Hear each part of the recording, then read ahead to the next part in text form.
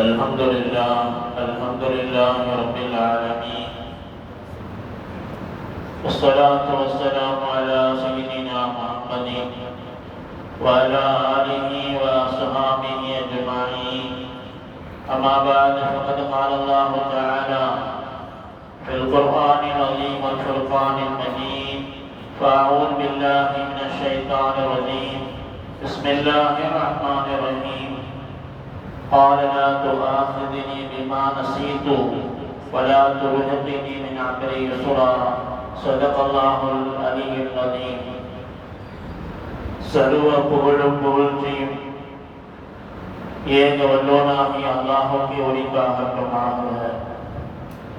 சாந்தியும் சமாதானமும் நம் உயிரிலும் மேலான கண்மணி நாயகம் ஸல்லல்லாஹு அலைஹி வஸல்லம் அவர்கள் மீதும், அவர்களது அடிச்சுவற்றி அடிவரலாது பின்பற்றிய சத்திய சஹாபாக்கள், தாபியீன்கள், தபஅ தாபியீன்கள், நாதாக்கள், நல்லோர்கள், வலிமார்கள், குறிப்பாக நம் அனைவர் மீதும் அல்லாஹ்வுடைய சாந்தியும் சமாதானமும் என்றென்றும் குறைவின்றி நிறைவாக நிலவட்டுமாக.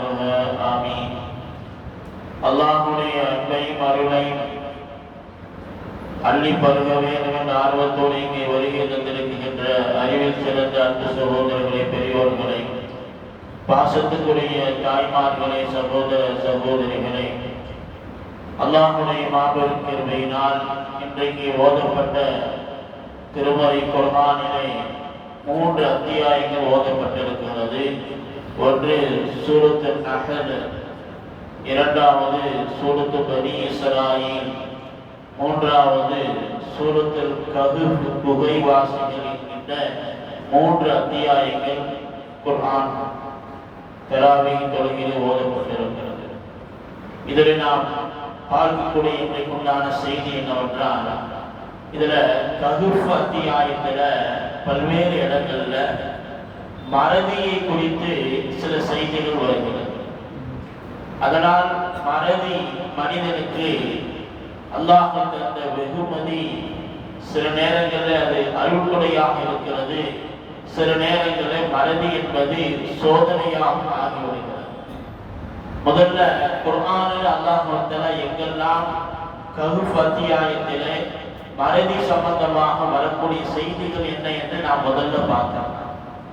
மூசா நபி அலைஹிஸ்ஸலாத்து வஸ்ஸலாம் அவர்கள் பனி இஸ்ரவேல் மக்களை எல்லாம் அழைத்து ஒரு நாள் ஒரு பிரசங்கம் செய்தார்கள். மிக ஆழமான நுணுக்கமான உபதேசமாக அது இருந்தது. அந்த உபதேசமெல்லாம் முடிந்ததற்கு பிறகு கூட்டத்தில் இருந்த மக்கள் ஒருத்தர் எந்திரிச்சு கேட்டாரு, மூசா நபி அவங்களே, இவ்வளவு கல்வி ஞானத்தோடு நீங்க பேசுறீங்க, இவ்வளவு செய்திகளை எங்களுக்கு சொல்லி தர்றீங்க, நீங்க இல்மிலே சிறந்தவர்களாக இருக்கிறீங்க, உங்களை விட கல்வி ஞானம் பெற்றவர்கள் உலகத்தில் யாராவது இருக்கிறாங்களா அப்படின்னு கேட்ட பொழுது மூசா நபி என்ன சொன்னாங்க அப்படின்னா, என்னை விட கல்வி ஞானம் பெற்றவர்கள் யாருமே கிடையாது, நான் தான் கல்வி ஞானத்தில் அதிகம் உள்ளவன் அப்படின்னு சொல்லிட்டாங்க.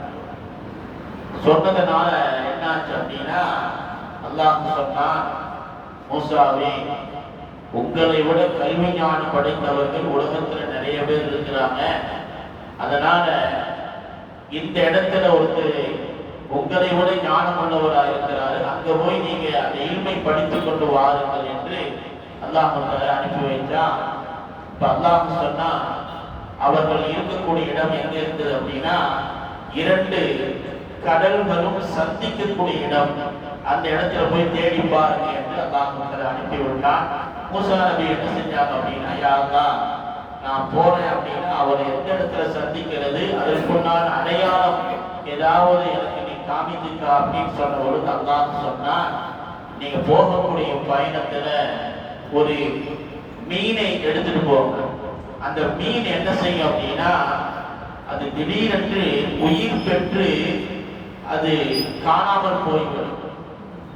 அந்த இடம்தான் அவர் இருக்கக்கூடிய இடம் என்று அல்லாஹ் அறிவித்தான். இதெல்லாம் குர்ஆன் சொல்லக்கூடிய வரலாறு. உடனே மூசா நபி அலைஹிஸ்ஸலாத்து வஸ்ஸலாம் என்ன செஞ்சாங்க அப்படின்னா, அவர் கூட தொடங்கி ஒருத்தர் அழைச்சிட்டு போனாரு. அவரு பேர் யூஷா. அவர் ஒரு வாலிபர் மட்டும் அல்லாம அவங்களும் அல்லாஹ் பிற்காலத்துல ஒரு நபியாக அல்லாஹ் அனுப்பி வைத்தான். இவர்களை பற்றி தௌராத் வேதத்துல இன்றைக்கு இருக்கக்கூடிய பைபிளில் எல்லாம் இந்த நபியை குறித்து உண்டான செய்திகள் இருக்கிறது. அப்ப மூசா நபி என்ன செஞ்சாங்க அப்படின்னா அவரையும் அழைச்சுக்கிட்டு அந்த பயணத்துல போறாங்க. போகிற பொழுது ஒரு பையில அந்த அடையாளத்துக்கு உண்டான ஒரு மீனை எடுத்து அந்த பையில போட்டுட்டு அப்படியே போறாங்க. இறந்து போன மீன் அப்படி போகிற பொழுது பயணம் நெடுதூர பயணம் அல்லவா, ரொம்ப தூரம் போனாங்க. களைப்பாக இருந்தது. ஒரு பாறைக்கு மேலாக கொஞ்ச நேரம் ஓய்வு எடுத்துட்டு போனா அப்படின்னு 2 பேரும் அங்க உட்கார்ந்து இருக்கிறாங்க. மூசா நபி அந்த பாறையில அப்படி சாஞ்சாங்க. வந்த களைப்புல அப்படி அசந்து தூங்கிட்டாங்க. இவரு தூங்கல, இவர் முழுசுதான் இருக்கிறார். தூங்கி எந்திரிச்ச உடனே சரி போகலாமா அப்படின்னு போகலாம். பயணம் தொடர்ந்து ஒரு இரவு ஒரு பகல் காலம் முடிந்தாங்க. முடிஞ்ச அந்த நேரத்துல மூசா நபி சொன்னாங்க, ரொம்ப பசியாம இருக்கு, சாப்பிடலாம் அப்படின்னு ஒரு இடத்துல உட்கார்ந்து பார்த்தா அவங்க கொண்டு வந்த மீன். மூசா நபி கேட்டா எங்க மீன்? அப்பதான் அவர் சொன்னாரு, ஆனா நம்ம பாறையில தங்கணுமா இல்லையா, அந்த இடத்துல இந்த மீனுக்கு எல்லாம் அந்த உயிரை கொடுத்தா அது திடீரென்று கடலுக்குள்ளாக குதித்து ஓடி உள்ளது. நான் உங்களுக்கு சொல்லலாம் நினைச்சேன், நீங்க அசந்து தூங்கிட்டு இருந்தீங்க. சரி தூங்கி எந்திரிச்சு அப்படின்னு சொல்லலாம் நினைச்சேன், நான் மறந்துட்டேன் அப்படின்னு சொன்னாரு. அவர் சொன்ன வாசகத்தை அல்லாஹ் குர்ஆன்ல சொல்லி தருகிறான். ஃபைனி நசீத்துல் நூர் வமா அன்சானிஹு இல்ல ஷைத்தான். ஷைத்தான் தான் அப்படி மறக்கடிக்க செய்தான் என்று அங்கே அந்த தோழர் சொன்ன பொழுது மூசா நபி என்ன செய்யறாங்க அப்படின்னா திரும்பவும் அதே இடத்துக்கு போகிறார். அந்த பாறையில பட்டாங்களா இல்லையா, அந்த இடத்துக்கு திரும்ப வர்றாங்க. 2 பேர் வந்து அங்க பார்த்தா அங்குதான் ஹிதுர் அலைஹிஸ்ஸலாத்து வஸ்ஸலாம் அவர்களை சந்திக்கிறாங்க. அப்படி சந்தித்த பொழுது ஹிதுர் நபி அவங்க மூசா நபி அவங்க சந்திக்கிறாங்க. மூசா நபி வந்த செய்திகளை சொன்னாங்க. அப்படி சொன்ன பொழுது ஹிதுர் நபி சொன்னாங்க, உங்களுக்கு அல்லாஹ் தந்த கல்வி ஞானம் என்பது வேற, அது நுபுவத்துடைய கல்வி. அல்லாஹ் எனக்கு தந்த கல்வி ஞானம் என்பது வேற அப்படின்னு சொன்ன பொழுது மூசா நபி சொன்னாங்க, இல்ல இல்ல அந்த கல்வியை கத்துக்கிறதுக்காக தான் வந்திருக்கிறேன், அல்லாஹ் என்னை அனுப்பி வச்சிருக்கிறான், எனக்கு சொல்லித்தாங்க அப்படின்னு சொன்ன பொழுது ஹிதுர் நபி சொன்னாங்க, உங்களுடைய கல்வி வேற, என்னுடைய கல்வி ஞானம் என்பது வேற, 2 ஒத்து வராது. இல்ல இல்ல இருந்தாலும் பரவாயில்ல, உங்க கூட இருந்து நான் அந்த கல்வியை படிச்சுக்கிறேன். இப்படி கல்வியை படிக்கிறதாக கொஞ்சம் காலம் ஆகும், பரவாயில்ல நான் தங்கி இருந்து படிக்கிறேன் அப்படின்னு சொன்னாங்க. அப்ப ஹிதுர் நபி சொன்னாங்க, இந்த கல்வி பயணத்துல எங்கிட்ட தேவையில்லாம எந்த கேள்வியும் கேட்கக்கூடாது, சரியா அப்படின்னு கேட்டாங்க. உடனே மூசா நபி சரி என்று ஒத்துக்கொண்டார்கள். அந்த கல்வி பயணம் அப்படியே தொடங்கி அப்படி போகும்போது பார்த்தீங்கன்னா முதலாவதாக ஒரு கப்பல்ல பயணம் செய்யலாம். பயணம் செய்கிற பொழுது ஹிதுர் நபி என்ன செஞ்சாங்கன்னா, எல்லா மக்களும் இருக்கிறாங்க, இவங்களும் இருக்கிறாங்க, அந்த பயணம் போகிறது. போகக்கூடிய கப்பல் பயணத்துல அந்த கப்பலை திடீரென என்ன செஞ்சார் அப்படின்னா ஹிதுர் நபி ஒரு சுத்தியில் எடுத்து அதை காயப்படுத்தினார். அதை ஓட்ட போட்டார். ஓட்ட போட்டோன்னு மூசா நபி பார்த்து சொன்னாங்க, என்ன வேலை செய்றீங்க, எல்லாத்தையும் சாகடிக்க பாக்குறீங்களா, என்ன காரியத்தை செய்றீங்க அப்படின்னு சொன்ன உடனே ஹிதுர் நபி கேட்டாங்க, என் கூட பயணத்துல வரும்போது எந்த கேள்வியும் கேட்க கூடாதுன்னு சொன்னதா இல்லையா அப்படின்னு சொன்ன உடனே மூசா நபி சொன்னாங்க, உங்களுக்கு நான் கொடுத்த வாக்குறுதியை நான் மறந்துட்டேன், அதனால இனிமேல் எதையுமே நான் கேட்க மாட்டேன், சரி போகலாம் அப்படின்னு சொன்னேன். இந்த கப்பல் போய் ஒரு ஊர்ல போய் இறங்குது. இந்த ஊர்ல போய் இறங்கி அவங்க அப்படியே அந்த ஊருக்குள்ள போறாங்க. ஊருக்குள்ள போகக்கூடிய வழியில பாத்தீங்கன்னா நிறைய குழந்தைகள் அங்க விளையாண்டே இருந்தாங்க. விளையாண்டு இருக்கக்கூடிய குழந்தைகள்ல ஒரு சிறுவனை அழைத்து ஹிதுர் நபி என்ன செஞ்சாங்க அப்படின்னா வேகமாக அவன் தலையில் அடிச்சாங்க, கழுத்தில் அடிச்சாங்க. அடிச்ச அடியில் அப்படி அவன் கீழே வந்து இறந்து போயிட்டான். மூசாவை பார்த்து கேட்டாங்க, என்ன வேலைங்க செய்றீங்க? உங்க கல்வி வேற, என் கல்வி வேறதான், என்ன செய்றீங்க அப்படின்னு கேட்ட பொழுது உடனே சொல்லு நம்பி சொன்னாங்க, என்கிட்ட எதுவுமே கேட்கக்கூடாதுன்னு சொன்னா இல்லையா அப்படின்னு சொன்ன உடனே மூசா நபி என்ன செஞ்சாங்க அப்படின்னா, ஃபர்ஸ்ட் சொன்ன பதில சொல்லல, நான் மறந்துட்டேன் அப்படின்னு பதில சொல்லல.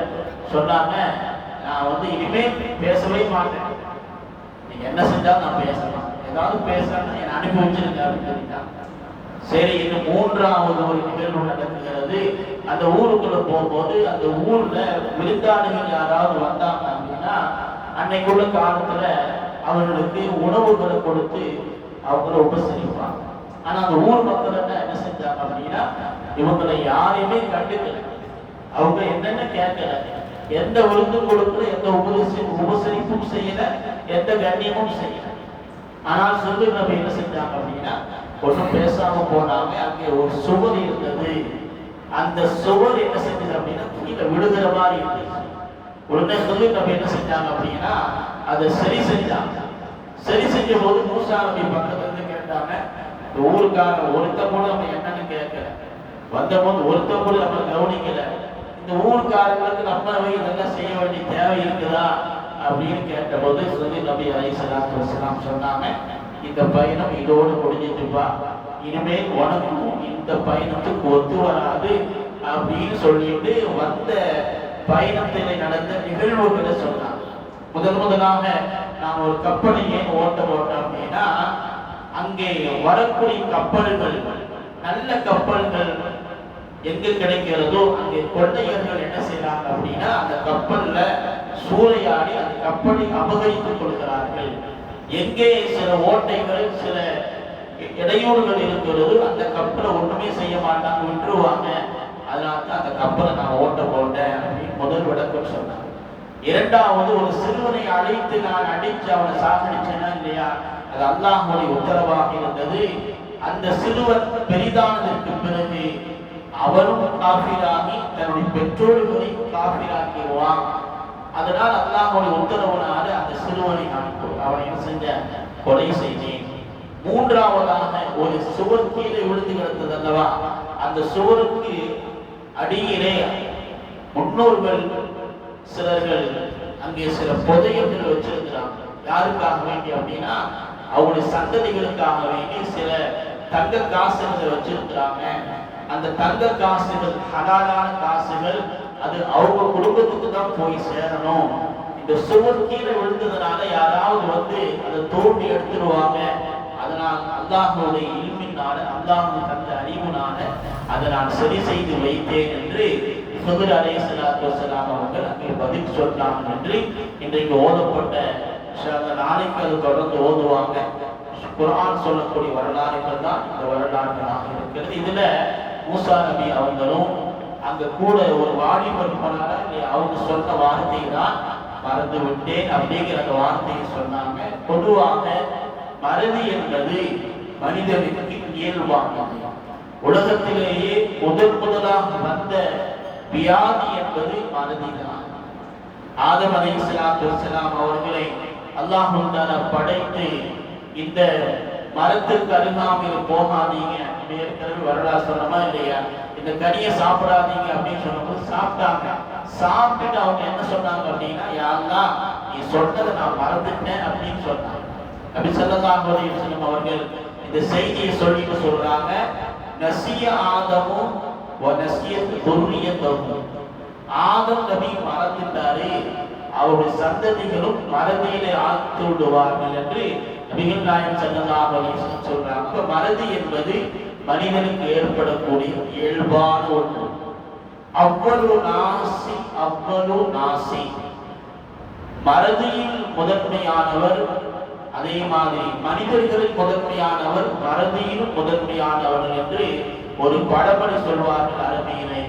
ஆதம் நபி மறந்தாங்க, அவருடைய சந்ததிகளும் எல்லா விஷயத்திலும் சில நேரங்களில் மறந்து விடுகிறார்கள். அதனால்தான் இன்சான் என்றால் மனிதன் என்று அர்த்தம். அந்த இன்சானுக்குள்ளேயே இஸ்யான் மறதியும் சேர்ந்து இருக்கிறது என்பது நாம் தெரிந்து கொள்ளக்கூடிய செய்திகளாக இருக்கிறது. அன்பு சகோதரர்களே, இந்த மறதி என்பது அல்லாஹ் தந்த ஒரு அருள் கொடை. மறதி மட்டும் இல்லை அப்படின்னா கொஞ்சம் யோசிச்சு பாருங்க என்ன ஆகும். யாரெல்லாம் நமக்கு பிரியமான ஆளுங்க மௌத்தா போனாங்களோ அவங்களெல்லாம் நம்ம நினைச்சு அழுதுகிட்டே இருப்போம். இந்த மறதி இருக்கிறதுனால தான் அல்லாஹ் என்ன செய்யலாம், ஒரு வருஷம் 2 வருஷம் அந்த கவலை இருந்தாலும் அது நாளடைவில் மறந்து போயிடும். ஏதாவது ஒரு துக்கமான செய்தி, ஏதாவது ஒரு கவலையான செய்தி அது மனசுலே இருக்குது, அது நாம ஞாபகப்படுத்திக்கிட்டே இருக்கிறோம், மறக்கவே மாட்டேங்குது அப்படின்னா அந்த வாழ்க்கை என்பது இன்பமாக இருக்கும். அப்ப அல்லாஹ் என்ன செய்யலாம் அப்படின்னா சில துக்கங்கள், சில சங்கடங்கள், சில மரணங்கள், சில காயங்கள், சில ரணங்கள், சில வேதனைகள், இவைகளை எல்லாம் மறதியை கொண்டு அல்லாஹ் சரி செய்கிறான். அதனால் மறதி என்பது அல்லாஹ் தந்த ஒரு அருள் கொடையாகத்தான் இருக்கிறது. அதே நேரத்திலே உலகத்தில் வந்த எல்லா நபிமார்களும் ஆதம் நபி அவங்களிலிருந்து நபீனா முஹம்மது ரசூலுல்லாஹி ஸல்லல்லாஹு அலைஹி வஸல்லம் அவங்க வரையும் மறதி அல்லாஹ் தந்திருக்கிறான். அந்த மறதி என்பது நமக்கு நன்மையானது. பெருமானார் ஸல்லல்லாஹு அலைஹி வஸல்லம் அஸ்ர் தொழுது வச்சாங்க, 4 ரக்காத்துக்கு வரவங்க 5 ரக்காத் தொழுது வச்சாங்க. ஏற்கனவே நான் சொல்லியிருக்கேன். லுஹர் தொழுது வச்சாங்க, 4 ரக்காத்துக்கு 2 ரக்காத் தொழுது வச்சாங்க. அந்த மறதி, பெருமானாருக்கு மறதி என்பது இந்த தொழுகையை நீங்கள் இப்படி தொழுதிட்டீங்க அப்படின்னா அதை எப்படி சரி செய்யணும் என்பது நமக்கு உம்மத்திற்கு நன்மையாக இருக்கிறது. அப்ப நபிமானுடைய மறதி என்பது இந்த உம்மத்திற்கு நன்மையாக. அப்ப மறதி என்பது அவங்க இயல்பான வாழ்க்கையில் அல்லாது வஹீயுடைய விஷயத்தில் நபிமார்களுக்கு மறதி என்பதே கிடையாது. குர்ஆன் அருளப்பட்டது, அல்லாஹ் என்ன சொன்னானோ அதை அப்படியே ரசூலுல்லாஹி ஸல்லல்லாஹு அலைஹி வஸல்லம் சொல்லிடுவாங்க. அதுல எந்த மறதியும் கிடையாது. குர்ஆன் அல்லாஹ் சொல்றானா இல்லையா, சனுக்ரியுக ஃபலா தன்ஸா, நபியே நீங்க என்ன ஓதுறீங்களோ அதை ஓதிக்கொண்டே இருங்கள், உங்களுக்கு நாம் மறதியை தரமாட்டோம். எது விஷயத்துல? குர்ஆனுடைய விஷயத்துல, மக்களுக்கு உபதேசம் சொல்லக்கூடிய விஷயத்துல உங்களுக்கு நாம் என்ன செய்ய மாட்டோம், வஹீயுடைய விஷயத்துல மறதியை தரமாட்டோம். ஏன்னா வஹீ என்பது அது உண்மையானது, சத்தியமானது. அதுல மறதி வந்துருச்சு அப்படின்னா எல்லாமே குழப்பமாயிடும். அதனால அல்லாஹ் சொல்லி தருகிறான், வஹீயுடைய விஷயத்திலே நபிமார்களுக்கு எந்த விதமான மறதியும் கிடையாது. இயல்பான சில சட்டங்களை நாம் தெரிந்து கொள்ள வேண்டும் என்பதற்காக வேண்டி நபிமார்களுக்கு மறதியை ஏற்படுத்தி அதன் மூலம் அல்லாஹ் சில சட்டங்களை, சில ஷரியத்துடைய விளக்கங்களை அல்லாஹ் நமக்கு சொல்லித் தருகிறான். அன்பு சகோதரர்களே, அதே நேரத்திலே மறதி இயல்பானது என்பதனால குர்ஆனிலே ஒரு துஆவை அல்லாஹ் நமக்கு கற்றுத் தருகிறான். ரப்பனா லா துஆஸிதினா இன் நஸீனா அவ் அக்தஅனா. யா அல்லாஹ், எங்களை நீ பிடித்து விடாதே.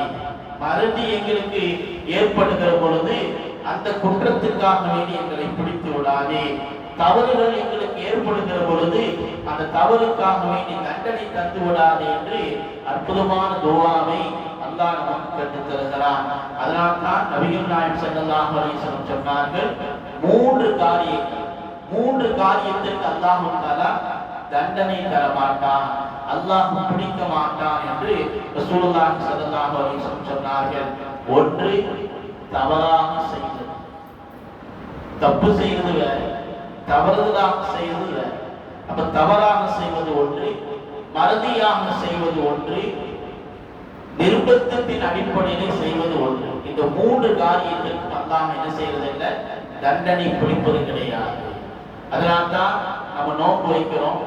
நோன்பு வச்சக்கூடிய அந்த நேரத்துல சில நேரங்களில் பார்த்தீங்கன்னா ஃபர்ஸ்ட் நோன்புல சில பேருக்கு குழப்பம், தைரியம் செய்வாங்க, பதில் தொழுதோட வீட்டில் போய் சாயம் குடிப்பாங்க. அந்த மாதிரி ஃபர்ஸ்ட் நோன்பு பார்த்தீங்கன்னா நோன்பு வச்சு வீட்டில் போய் சாயம் குடிச்சிடுவாங்க. சில நேரங்களில் தண்ணி எடுத்து குடிச்சிடுவாங்க. இப்படி செஞ்சா என்னது? ஸல்லல்லாஹு அலைஹி வஸல்லம் சொல்றாங்க, மன் அக்கல அவ் ஷரீப நாசியன் ஃபலா யஃதுர். யார் மறந்து தண்ணி குடிக்கிறாங்களோ, யார் மறந்து சாப்பிடுறாங்களோ அவங்க நோன்பை முடிக்க வேண்டிய அவசியம் இல்லை. அது மறதியினால ஏற்பட்டது, அது தவறு அல்ல. அவர்கள் தொடர்ந்து நோன்புகளை அவர்கள் வைக்கட்டும் என்று ரசூலுல்லாஹி ஸல்லல்லாஹு அலைஹி வஸல்லம் சொல்றாங்க. அப்ப மறதியினால வர்றது. அப்ப மறதி என்பது அல்லாஹ் தரக்கூடிய மனிதனுக்கு ஏற்படக்கூடிய இயல்பான விஷயம். ஆனா அதையே சாக்காக வச்சுட்டு ஏப்பா தொழுகைக்கு வரல, மறந்துட்டேன், ஏப்பா தொழுகைக்கு வரல மறந்துட்டேன் அப்படின்னு அதை சாக்கா சொல்லக்கூடாது. ஏனென்றால் அல்லாஹ் ஒரு இடத்துல எச்சரிக்கை செய்கிறான், ஃபலம்மா நஸூ மா ذُكِّرُوا بِهِ மா ذُكِّرَ بِهِ, யாருக்கு நாம் தொடர்ந்து ஞாபகப்படுத்திக் கொண்டே இருக்கிறோம், தொடர்ந்து தொழுகை விஷயத்துல மனிதர்களுக்கு நம்ம ஞாபகப்படுத்திக் கொண்டே இருக்கிறோம், 5 நேர வாக்கின் மூலமாக தொடர்ந்து நம்ம ஞாபகப்படுத்திக் கொண்டே இருக்கிறோம். அதனால் அது விஷயத்திலே மறதி என்பது மனிதனுக்கு கிடையாது. அதை நீங்கள் சாக்காக சொல்லி தொழுகை விடுவதற்கு நீங்கள் மறதியை சாக்காக சொல்லாதீங்க என்று அல்லாஹ் தஆலா குர்ஆனிலே எச்சரிக்கை செய்கிறான். அன்பு சகோதரர்களே, மிகப்பெரிய அறிவு ஞானம் பெற்ற லுக்மான் அலைஹிஸ்ஸலாத்து வஸ்ஸலாம் அவர்கள் சொல்றாங்க, நீங்க 2 விஷயத்தை வாழ்க்கையில மறந்துடுங்க, 2 விஷயத்துல வாழ்க்கையில மறக்கவே செய்யாதீங்க என்று 4 செய்திகளை சொல்றாங்க. மறக்கக்கூடிய 2 செய்திகள், மறக்கக்கூடாத 2 செய்திகள்.